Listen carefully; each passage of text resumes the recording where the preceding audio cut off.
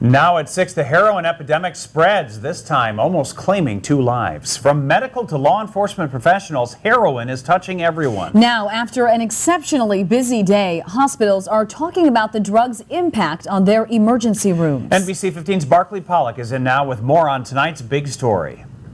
Heroin can kill a person quickly. If it doesn't kill a person, it can turn them into an addict, sometimes destroying their life and leading them to a life of crime. The problem is growing, and yesterday is just another example of this drug's vicious grip on our community. It's an epidemic. At about 2 Tuesday afternoon, police responded to a call coming from this grocery store's parking lot on the city's north side. The 21-year-old, along with some of his friends, drove into town to get heroin. His friends observed the Oregon man's lips turning blue. He overdosed and nearly died.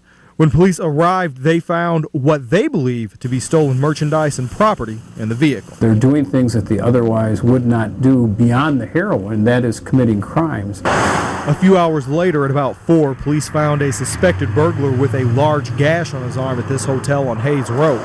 Police believe he is responsible for a burglary at a Southside business.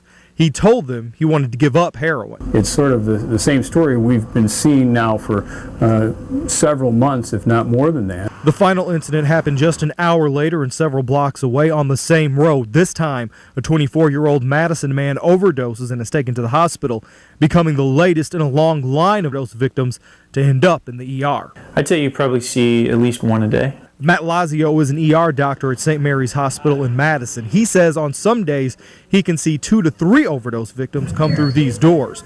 Treating an overdose patient isn't any more difficult, but it can be more time-consuming. Heroin stays in the body for a few hours, and the drugs we have to reverse it don't last that long. So after giving those drugs, we need to monitor them for up to a few hours afterward. That extra time can slow things down in an ER. That's part of the reason police say they're working day and night to fight this ever-growing problem.